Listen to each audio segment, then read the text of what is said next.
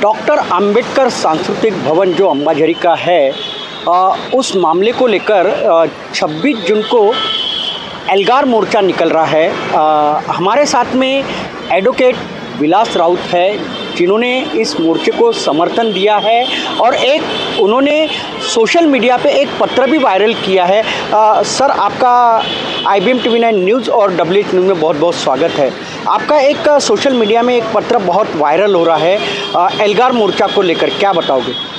सबसे पहले मैं सभी को मेरा सप्रेम जय भीम और नमस्कार।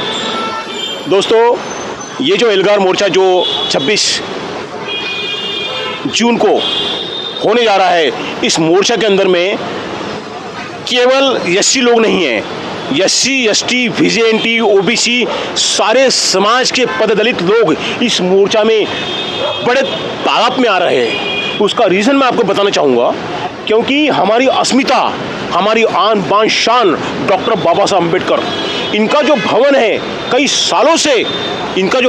सालों से अंबाझरी परिसर में था, उस भवन को गरुड़ा कंपनी ने उद्ध्वस्त कर दिया। दोस्तों, ये भवन उद्ध्वस्त करना बोले तो हमारी आन बान शान को नष्ट करने के जैसा है। दोस्तों मित्रों, मैं आपको बताना चाहूँगा कि पिछले 150 दिनों से हमारी समाज की कई महिलाएं, बड़े बड़े ऊंचे पद में रहने वाली हमारी महिलाएं इसकी जो मोर्चे को संभाले हुए है। दोस्तों, पिछले 150 दिनों से अंबाझरी परिसर के अंदर में इस गरुड़ा कंपनी के अगेंस्ट हम लोग मोर्चा संभाले हैं।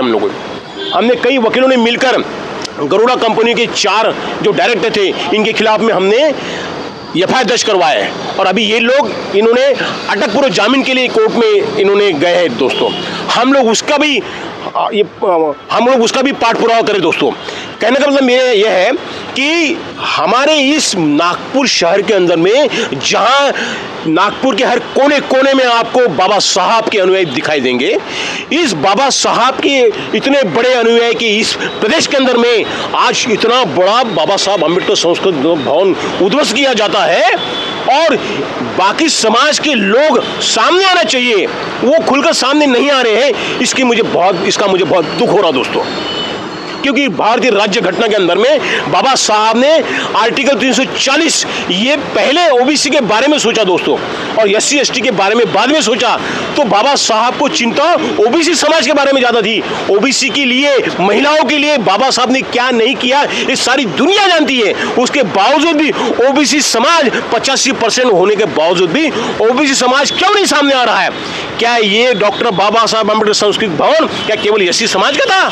नहीं दोस्तों, ये पूरे के पूरे सारे जाति धर्म का अपमान हुआ है, क्योंकि OBC, ST, NT, VJNT, मुस्लिम, माइनॉरिटीज, क्रिश्चियन, इन सारी जाति धर्मियों के लोगों को इनके ऊपर में बाबा साहब ने उपकार किया है। क्योंकि हम लोग लिटरली बताता दोस्तों, हम लोग मेरी जान खौलती है। दोस्तों, हम लोग 100% बता आपको कि हम लोग ऐसे कीचड़ में पड़े थे, हमें कोई भी अधिकार नहीं था, हम जानवरों से भी ज्यादा बदतर हमारी जिंदगी थी। लेकिन बाबा साहब रूपी सूर्य जब हमारे जिंदगी में आया तो हम लोग जानवर से इंसान बने। हम ही नहीं, दलित, आदिवासी, मुस्लिम, क्रिश्चियन, माइनॉरिटीज, ये सब लोग जानवर से इंसान नहीं बने। दोस्तों, OBC के हर तबके का इंसान जानवर से इंसान बना केवल बाबा साहब की बदौलत। लेकिन आज शोकांतिका इस बात की है दोस्तों कि कहीं कुछ अगर अन्याय अत्याचार होता है तो सबसे पहले SC समाज के लोग आगे आते हैं, क्योंकि बाबा साहब महार थे। मैं ये नहीं कहूँगा महार थे करके, पर बाबा साहब पूरे देश के थे। बाबा साहब का उपकार जो है पूरे देश पर है, सारी जाति धर्म पे है। लेकिन शोकांतिका इस बात की है कि क्या केवल SC समाज ने एक बिड़ा उठाया है? उनके ऊपर अगर अन्याय अत्याचार अगर होता है किसी में, तो सारे जाति धर्म के लोगों ने आना चाहिए, ऐसा मेरा कहना है। दोस्तों, अभी 26 तारीख को जो बहुत बड़े पैमाने पे जो मोर्चा होने जा रहा है दोस्तों, इस मोर्चा के अंदर में मैं सारे जाति धर्म के लोगों को आह्वान करना चाहता हूं कि आप बड़े पैमाने पर यहाँ आइए। दोस्तों, क्योंकि यहाँ हमारी अस्मिता, हमारी आन बान शान, हमारी बड़ी बड़ी हवेलियाँ, हमारे बड़े बड़े गाड़ियाँ, हमारे बंगले, हमारा रेपुटेशन, ये सारी चीज़ें किसके बदौलत है? केवल बाबा साहब के बदौलत है। क्यों? डॉक्टर बाबा साहब अम्बेडकर की बदौलत है हम आज जानवर से इंसान बने हैं, केवल बाबा साहब की वजह से बने हैं। लेकिन शोकांतिक इस बात की है कि हमारे जात के लोग, हमारे धर्म के लोग, हमारे SC ST कम्युनिटी के लोग आज भी कई अलग अलग संगठनों के अंदर में टुकड़ों में बंटकर काम कर रहे दोस्तों। हाँ, मैं मानता हूं हम जहां भी हैं बाबा साहब के विचारों को हम फैला रहे हैं। जहां भी हमारे समाज का कार्यकर्ता जाता है, जो भी हमारा कार्यकर्ता जाता है, वो एक डायमंड की तरह है। मैं ऐसा मानता हूं कि बाबा साहब ने डायमंड रूपी माला को पिरोआ है। अगर एक डायमंड भी कहीं चले जाता है तो वो वहां जाके अपना उजाला फैलाता है। कहीं अगर डायमंड गिर भी जाता है तो भी वो उसका जो उजाला फैलाता है। मेरा कहने का मतलब ये है कि जितने भी कार्यकर्ता है, जितने भी लीडर्स है बाबा साहब को मानने वाले, ये सारे डायमंड है मेरे विचार से। According to my own opinion, these all are diamonds of the doctor Ambedkar's. Baba Saheb के विचारों के ये सब डायमंड्स है। ये जहां भी जाएंगे अपनी चमक जो है, अपनी चमक फैलाएंगे सारे देश के अंदर में। तो मैं दोस्तों इतना कहना चाहूंगा आज की इस क्रांति भूमि के अंदर में, इस संविधान चौक में मैं इतना कहना चाहूंगा कि मेरी आवाज जहां तक जाएगी वहां तक बाबा साहब के विचारों को मानने वाले लोग सब के सब मैक्सिमम बड़े पैमाने पे आप सब लोग बड़ी में आइए और हमारे अस्मिता को, हमारी जो रुतबा है, हमारा जो रेपुटेशन है, इसको धक्का नहीं लगना चाहिए। इसलिए हमें हमारी यूनिटी दिखाना बहुत जरूरी है दोस्तों। मैं राव साहब, मुझे एक सवाल मेरे मन में बार बार आता है कि इतने दिनों से वो जो महिलाएं हैं, शिक्षित महिलाएं हैं, वो वहाँ बैठे हैं आंदोलन पे कुपोषण कर रहे हैं, लेकिन आज अभी तक सरकार जो है वो जागी नहीं है। क्या बताओ दोस्तों? सरकार जागी नहीं है, ये बात 100% सच है। क्योंकि ये सरकार कतई नहीं चाहती डॉक्टर बाबा साहब के अम्बेडकर के बारे में ज़्यादा से ज़्यादा लोगों तक के उनके विचार जाए। आप देखिए, जिस डॉक्टर बाबा साहब अम्बेडकर सांस्कृतिक भवन को गिराया गया, इन किस परिस्थिति में गिराया गया है, और वो जो महिला वहाँ पे जो उपोषण कर रही है 150 दिनों से तकरीबन, वो महिलाएं कौन है? क्या वो मजदूर महिला है? वो इस समाज की सबसे बड़ी क्वालिफाइड महिला है, जिसके अंदर बड़े बड़े IAS ऑफिसर में काम, नाम किसी का लेना नहीं चाहूँगा मैं, हमारे समाज के बड़े बड़े IAS IPS ऑफिसर्स, बड़े बड़े एडवोकेट लोग उस आंदोलन के अंदर में शरीक हो चुके हैं दोस्तों।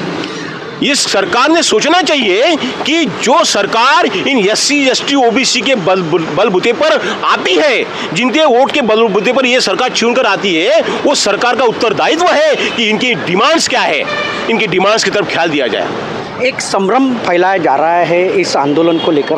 डॉक्टर बाबा साहब अम्बेडकर जो सांस्कृतिक भवन है, वहाँ जो महिलाएं बैठी है कि ये कांग्रेस का आंदोलन है। एक ऐसी संभ्रम लोगों में, अम्बेडकरी जो जनता है उनमें फैलाया जा रहा है। क्या ये सच है?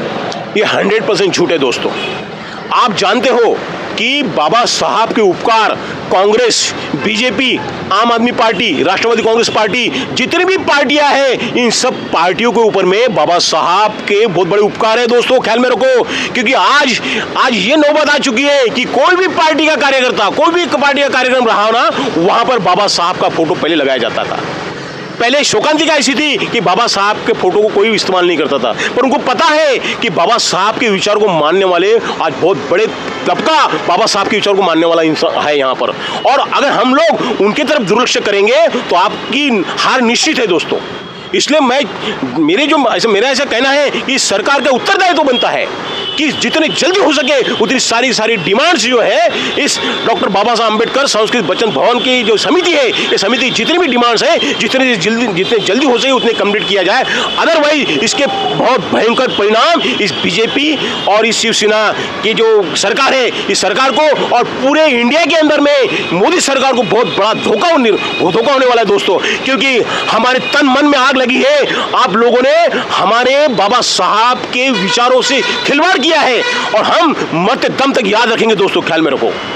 निश्चित ही मैं बताना चाहूँगा कि ये विधि तज्ञ एडवोकेट विलास राउत सर है, जिन्होंने अपने जो विचार है डॉक्टर बाबा साहब अम्बेडकर जो सांस्कृतिक भवन है उसके बारे में रखा है। और जो 26 जून को जो मोर्चा निकलने जा रहा है, उनका एक ही कहना है कि सभी समाज के लोगों ने इस मोर्चे में शामिल होना चाहिए, क्योंकि बाबा साहब किसी एक समाज के नहीं थे, सभी समाज के लिए उन्होंने एक कानून बनाया है। सभी समाज के लिए उन्होंने एक समानता का एक कानून बनाया है, ऐसी एडवोकेट विलास राउत सर ने बताया है। इसीलिए सभी समाज के लोगों ने इस एल्गार मोर्चा में शामिल होने का आह्वान राउत सर ने किया है। तो आप देखते रहिए IBM TV9 news, WH news. हमारे चैनल को लाइक कीजिए, सब्सक्राइब कीजिए, आइकॉन बेल बटन दबाना ना भूलें। धन्यवाद, नमस्कार, जय भीम।